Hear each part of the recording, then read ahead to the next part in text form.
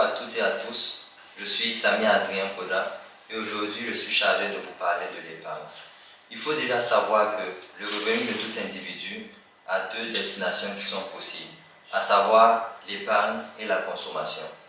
Donc nous pouvons en termes simples dire que l'épargne est la partie du revenu qui n'est pas consommée. Je vais vous donner quelques exemples afin de bien épargner. En premier exemple, il faut prévoir. En effet, la prévision nous permettra d'avoir un objectif. Le dit objectif va permettre à l'individu de bien épargner et d'épargner afin d'atteindre l'objectif qui s'est fixé.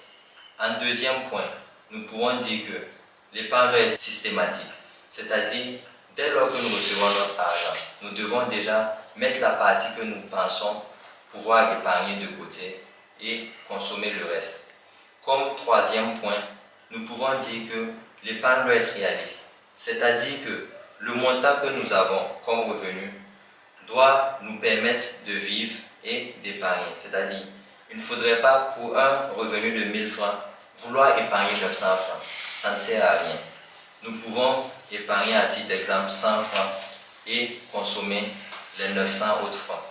Donc je vais vous prendre juste un petit exemple. Le petit papy qui a un revenu de 1000 francs, si par semaine il épargne 100 francs, au bout d'une année, il se retrouvera avec 5200 francs. Vous voyez, avec seulement 100 francs par semaine, il se tire avec 5200 francs à la fin de l'année. Vous allez dire que c'est dérisoire, mais c'est important pour un montant de 1000 francs. Comme dernier conseil, il faudrait que l'épargne que vous allez constituer vous permette d'investir par la suite. Ça ne sert à rien d'épargner beaucoup d'argent pour au final encore devoir le dépenser. Je vous remercie et je vous donne rendez-vous pour la prochaine vidéo.